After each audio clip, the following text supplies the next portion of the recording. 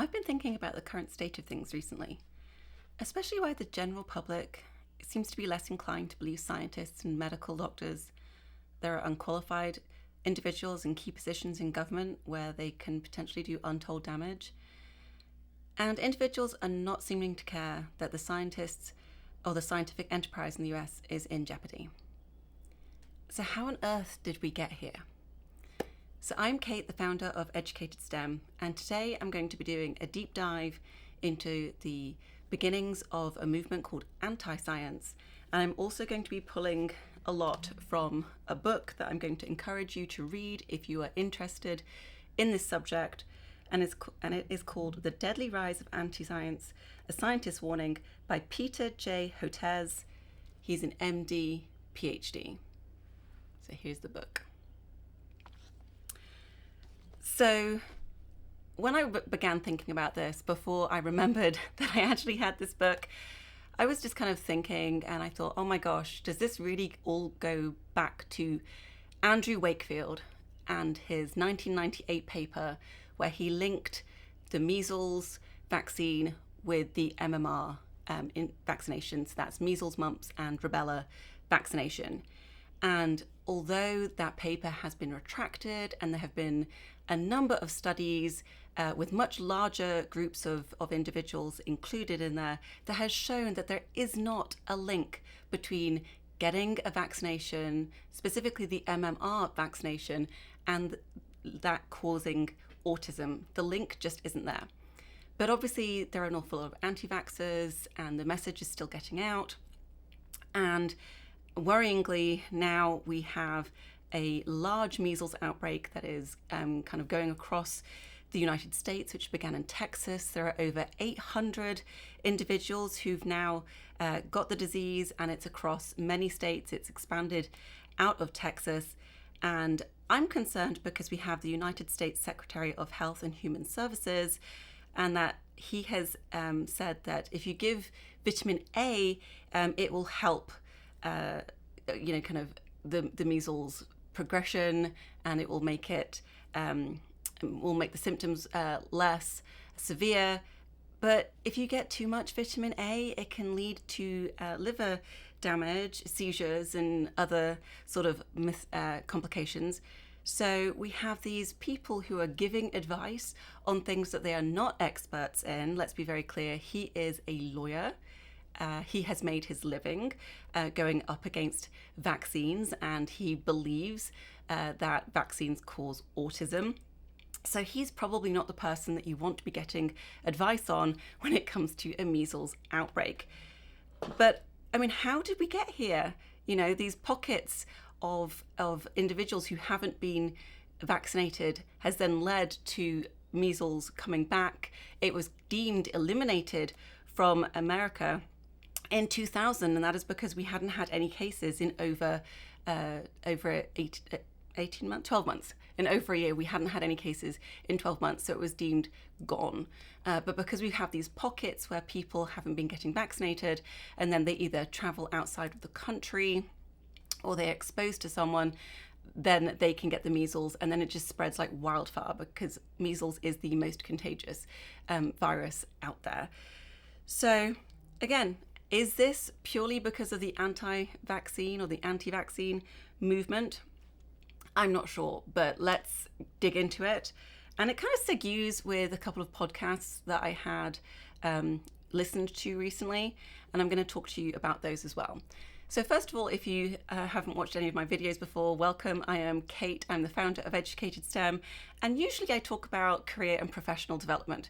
But sometimes I go off and talk about subjects that I'm passionate about. I'm a scientist by training, and I think that just watching what is going on right now in America and across the world is so concerning that I felt the need to dig into anti-science and to try and get the message out there. So first of all, let's talk about the two podcasts that I listened to that reminded me about certain cases where measles had a terrible outcome.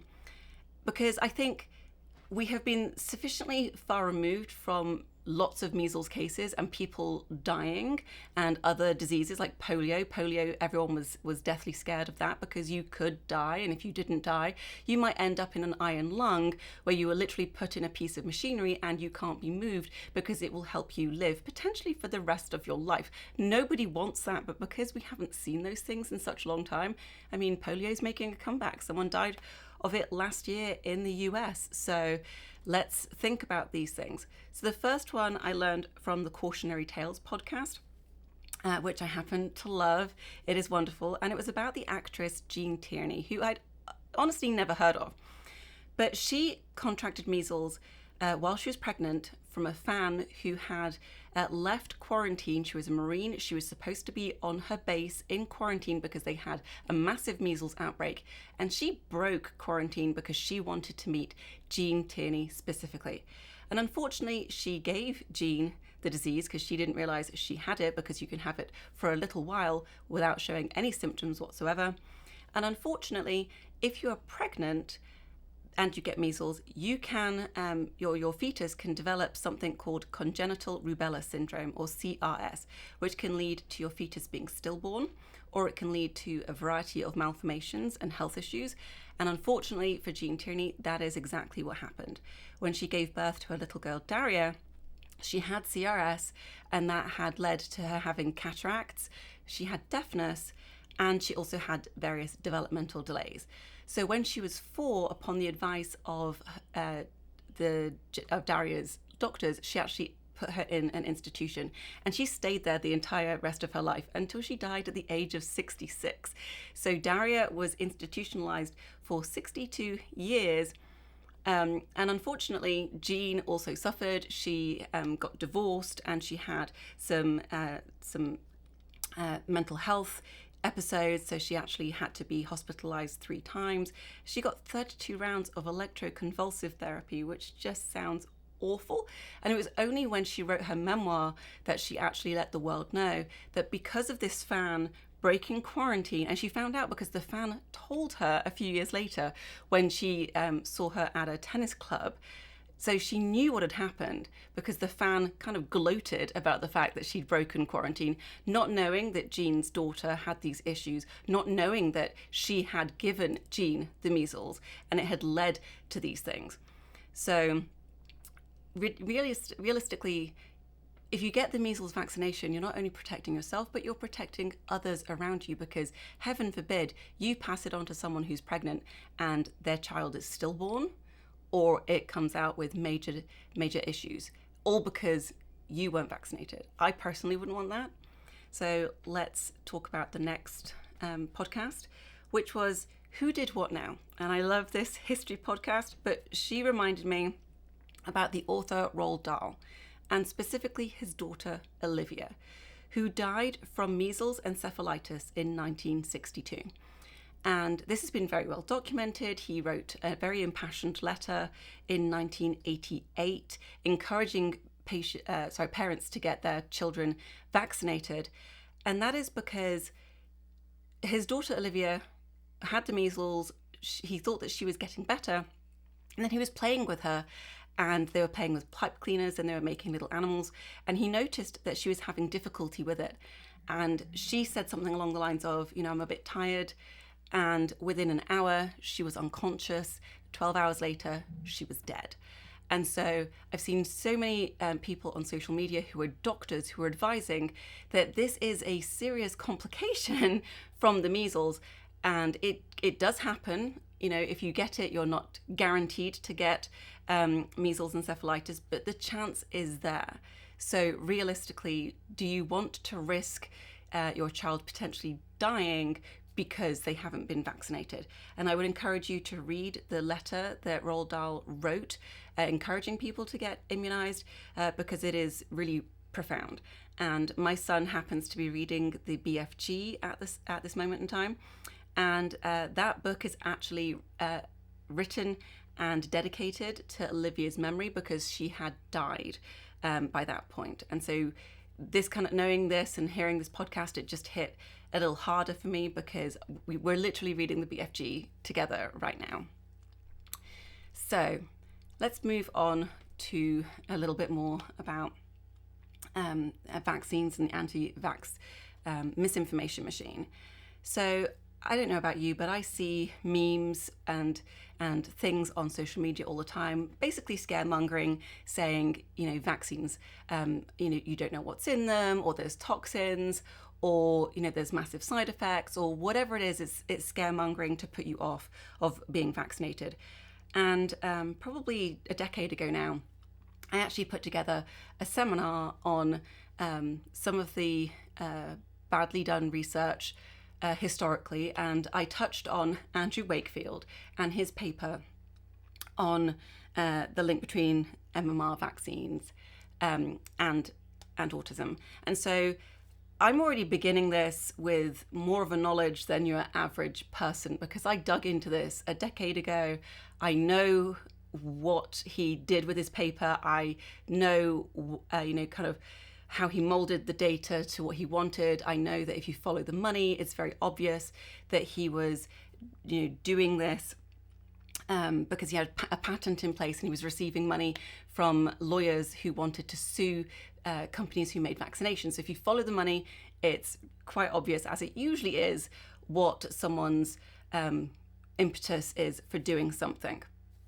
So they've always been there. I've seen those memes and those posts for many, many years. But I think it got an awful lot worse during the COVID-19 epidemic. And so reading this book by Dr. Hotez, who is a leading world expert on vaccinations, he's also a medical doctor, seemed like it was a really good idea. And to be honest, this book was published in 2023. And I think I bought it at the time, but I don't know about you. I have a really big to be read pile, and I just popped it on and thought I'll read that when I get around to it. And when I started thinking about, where we are right now and wondering how we got here, I thought, oh, I remember I've got this book. Now is the time to read it. And so I'm going to give you a few snippets that I gleaned from the book. But I'm definitely not going to tell you the entire story. If you want that, you're going to have to go and read the book yourself. But it was worryingly prescient because even though it was published in 2023, so he obviously wrote it 2022, maybe even earlier. So it's very worrying to see how things that he almost predicted have come true. So he shares the beginning of the anti-vaccine or the vaccine hesitancy movement and how it became linked with far-right organizations which began to amplify its message. And this then led to key members of Congress taking up the mantle and pushing something called medical and health freedom. Now, while I was unfamiliar with medical and health freedom, it has three tenets that I have heard a number of times. And so they are the first one, that preventing school vaccine exemptions constitutes unwarranted government intrusion into the health freedom and medical privacy of vaccines. Vaccine mandates are un-American, and vaccine choice is a necessary and essential core American value. Number two, that there is an unholy alliance between the pharmaceutical industry and state or federal governments, in some cases fueled by secretive payments or backroom deals. And number three, that health freedom extols the benefits of natural immunity to infections, which in some cases could be bolstered by nutritional supplements. In contrast, vaccines are mostly unnatural and toxic. Now, this last one is really amusing because a lot of the time you'll see people saying vaccines are terrible, but I've got this amazing supplement, and if you take it, you don't need to be vaccinated. So these are literally people trying to sell you a product, whereas if you just got vaccinated, you wouldn't even need the product. So, when a doctor immunizes you, they probably get a very small amount of money for doing the immunization. The insurance company pays for their time, but it's not like they get a massive chunk of money saying, congratulations, you have just immunized this person, here's a reward. You're probably spending more money on the supplements than they receive giving you the immunization. So when I read these in the book, I was like, oh my gosh, that sounds really, really familiar. And I've seen that on various social media platforms, and I've definitely seen it on certain news stations.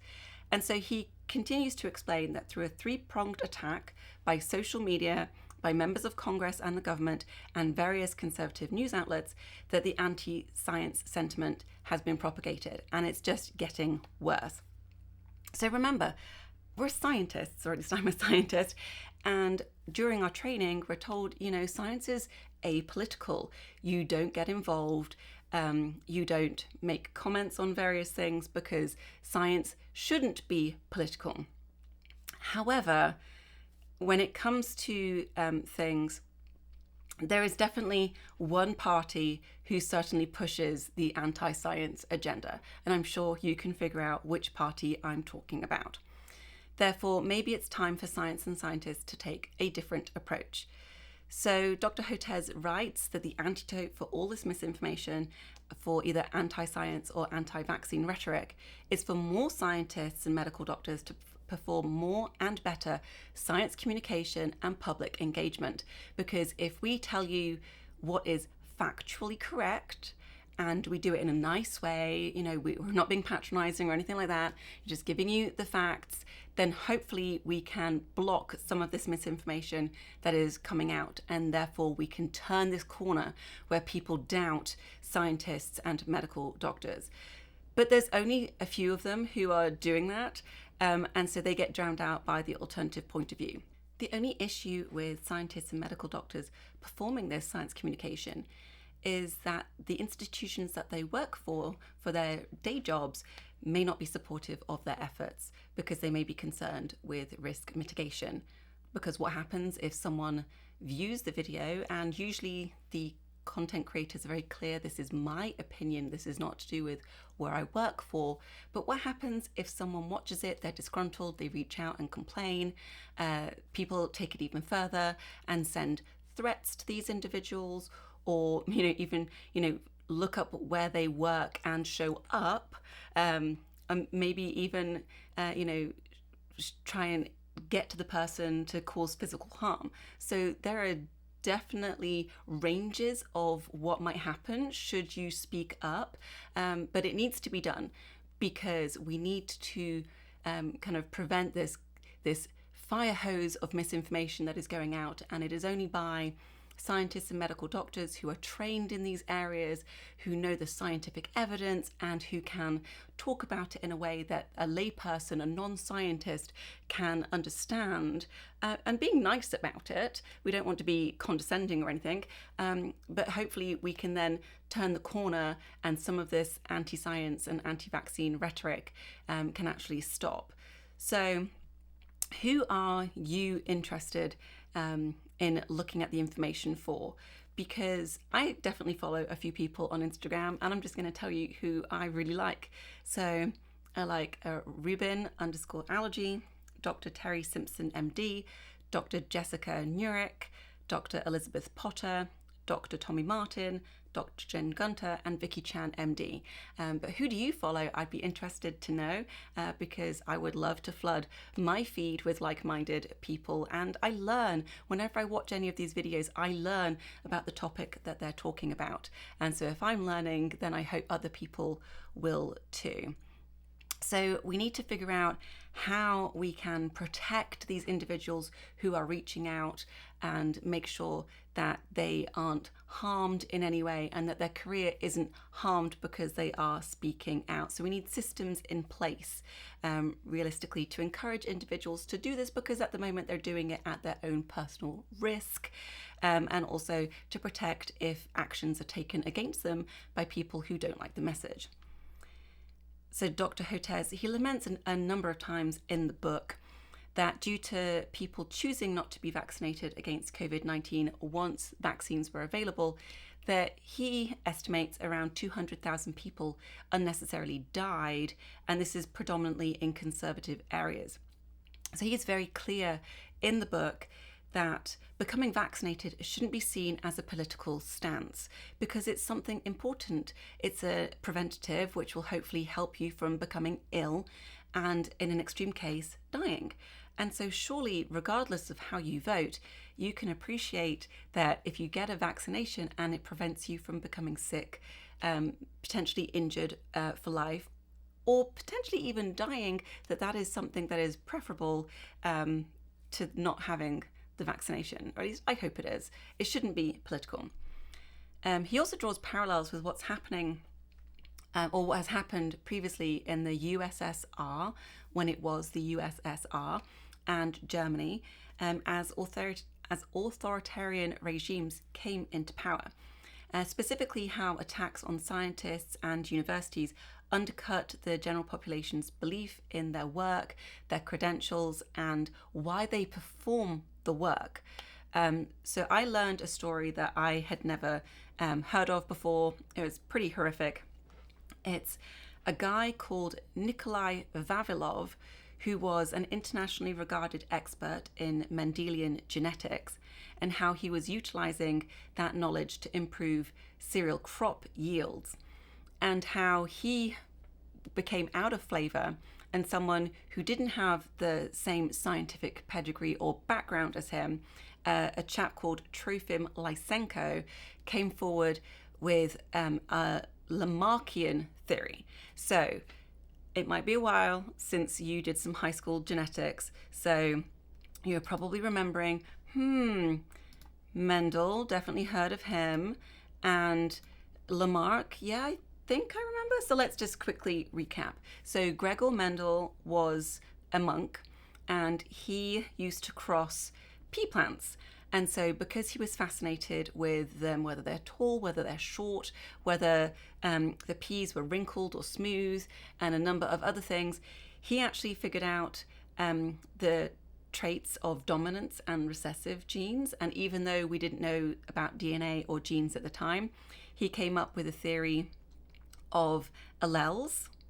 And he loved his data, so he spent years collecting all of these data as he propagated different pea plants, and he figured all of this out. It's beautiful science, and I'm sure, now I've mentioned it, you remember the monk and his peas. So that's Gregor Mendel, therefore Mendelian genetics. So that's who Vavilov used to follow his theories.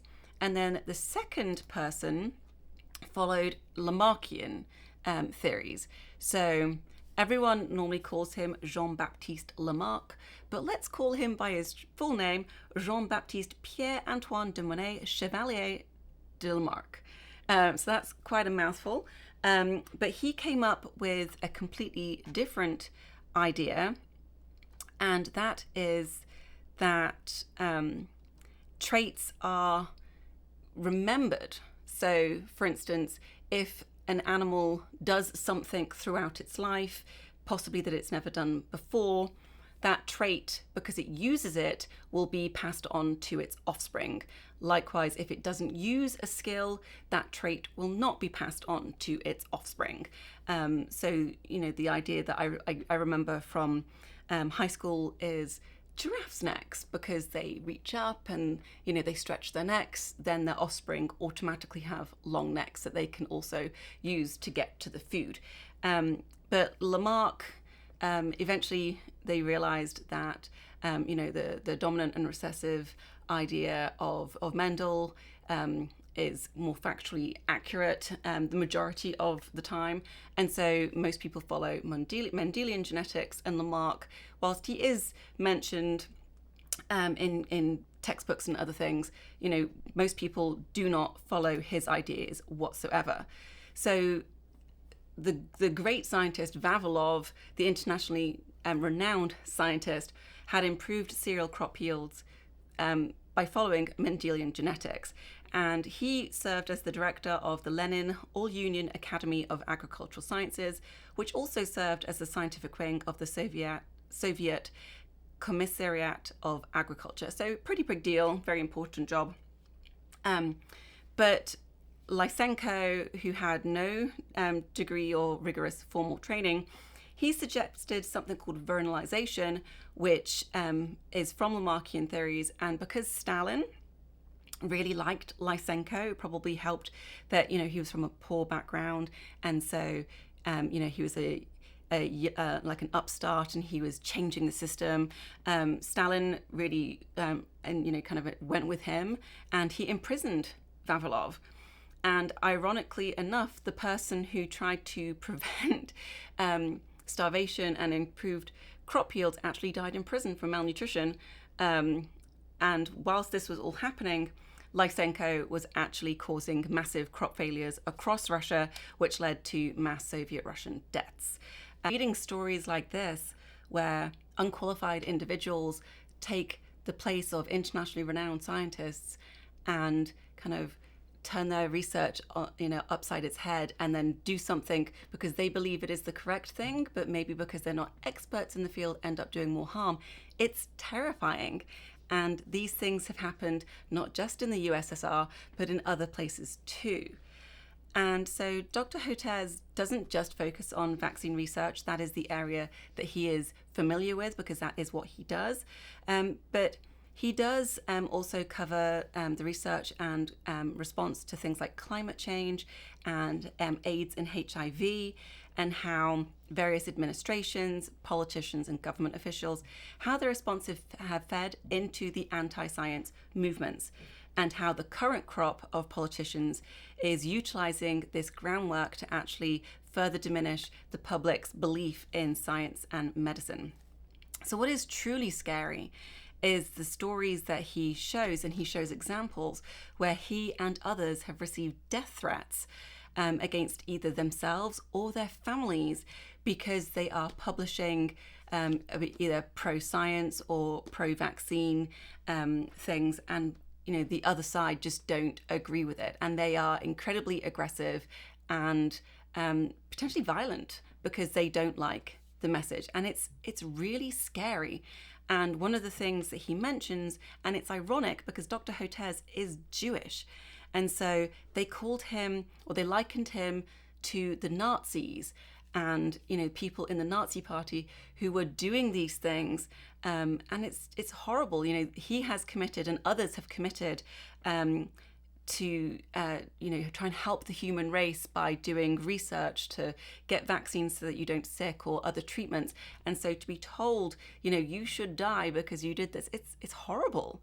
It's really horrible, and we need something to address it, because nothing has happened up until this point, because the government and the scientific societies and other things, again, they want to stay apolitical, so they don't want to get involved.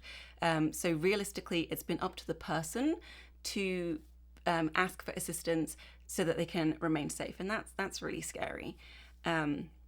He also astutely mentions that during the rise of authoritarian regimes, that prominent scientists are viewed as enemies of the state, and also prominent intellectuals, and then they are replaced at either national academies or universities or within government positions, and they are replaced with less capable individuals who have shown their loyalty to the regime or to the party or the state, whatever the thing is. And so although this was written at least 2 years ago, it's really worrying because we're seeing these things happen right now across many roles within government, and particularly within the Department of Health and Human Services, which is scary because that affects you, your families, your loved ones. It affects the products that they put into their bodies, whether it's a medicine, it could affect their treatment choices, it could affect the foods you consume because people are no longer checking that the companies who manufacture the food are doing it in a safe manner. It's terrifying. These things are going to make sweeping changes, and it's not necessarily going to save you or other people money. It's certainly not making things efficient, because I know when I want to drink a gallon of milk, I want to make sure that it's just milk in there. I don't want a company to be like, oh, we'll put in 50% milk and then a bit of water and then a bit of something to make it whiter. I don't want that. I want to make sure that it is definitely what I think it is.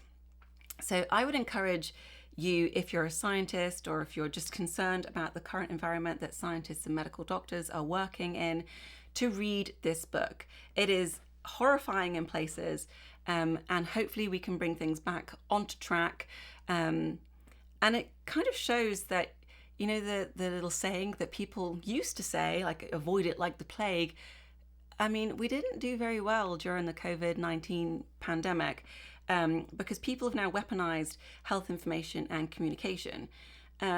So I don't think people are going to be saying that again. And, if you don't believe science or medical doctors, and, I know a lot of people were anti-masks, so the masks that you were wearing because they don't work. I just want to pose a question. If you had to go into hospital and you had to get a surgery, would you be completely fine if your surgeon ambles in and, they've got their nice clean scrubs and the surgical gown on the top. They've got the little cappy thing on. They've got their gloves on because obviously they're going to be in there. They don't want your blood on them. But they weren't wearing a mask. So you're going to be, cut open on the table and they're going to be breathing into your insides because you somehow don't think that the mask is going to protect you against whatever they are breathing out, potentially leading to an infection on your insides. So if you're truly anti-mask, then, would you be happy for that to happen? Because I know I wouldn't. I want my surgeon to be fully, dressed appropriately or with their mask. But I don't want sepsis or something else because I have become infected from something that is absolutely preventable. Just a thought. So if you are interested in learning about more around these subjects, weirdly, and I guess maybe I just had a little bit of prescience myself, because I have read a number of books over the last few years which kind of feed into this. So the first one, and I will probably do another video on it in the future, is The Doctor Who Fooled the World, Science, Deception and the War on Vaccines by Brian Deer. Brian Deer is the journalist who was the first person to publish about the issues with the MMR vaccine and the autism publication. And so this book is exceptionally well written. It is full of facts. The reason it took such a long time to come out because it was only published in 2020 is because he wanted to make sure that all of the resources and references that he put in there, that it was checked and double checked by the publishing house and other things. So this book is amazing. There's lots of books out there about vaccines and autism, but really this is the one that I would recommend. And then I've got 3 other books. So I weirdly read this one in the summer before COVID-19, and it's called The Great Influencer by John M. Barry. And I wasn't terribly surprised about the things that happened during COVID because they happened during the first flu epidemic, which, is called the Spanish flu, but it wasn't from Spain, it was actually from America. And the reason it was called the Spanish flu was because it was during the First World War, and so America didn't want people to know that they were having issues with troops being sick, so they didn't want to announce it. And eventually it was the Spanish who came forward and said, hey, there's this really debilitating disease which is killing a lot of our people. That's why it's called the Spanish flu. So, read this. There were people who didn't want to wear masks and didn't believe about various things, over 100 years ago. So not too surprising when that happened. But this is an interesting read. If you are interested in how similar animals and humans are when it comes to their health, there is a book called Zoobiquity, The Astonishing Connection Between Human and Animal Health by Barbara Natterson Horowitz and Catherine Bowers. So I've actually seen Barbara speak on this subject. I invited her to give a talk at my previous institution. She's a really good speaker. She is obviously a human surgeon, but she does things for the LA Zoo. So she has discovered just how similar doing things between animals and humans can be. It's a good read. So I would encourage you to read this, because once you know the similarities, it then isn't too challenging to believe that a disease that affects monkeys perhaps could then move over to humans, because we're not that different. And then the final book that I'm going to suggest is to do with all of these cuts that are happening specifically to the FDA. And as I alluded to, the investigations that happen and the inspections to make sure that your food and drinks are prepared appropriately and contain what it says that they contain. So it's called the Poison Squad: One Chemist's Single-Minded Crusade for Food Safety at the Turn of the 20th Century by Deborah Bloom. So she is the person who wrote the amazing book, The Poisoner's Handbook, which I also love. But I would recommend, if you want a little light reading, to dive into some of those books. But you know, this can't continue. All of these anti-vaccine, vaccine hesitancy, or anti-science messages, we need to, as scientists, push back against it. We need to make sure that we are letting people know what is factually accurate. And let's face it, I'm sure most people don't know the Andrew Wakefield story. And so once you explain to them the faults with his research in the Lancet, maybe we can actually turn this around. I don't know, but we have to try, right? We have to try, because it's just getting worse. So I hope you enjoyed today's video. I will probably come back with a video on Andrew Wakefield and the MMR vaccine being linked to autism, because it's an important topic. And as I said, I already have a seminar on it, so it's fairly easy for me to do. So please like the video, subscribe to the channel, and let's see what I come up with next time. Thank you. Bye-bye.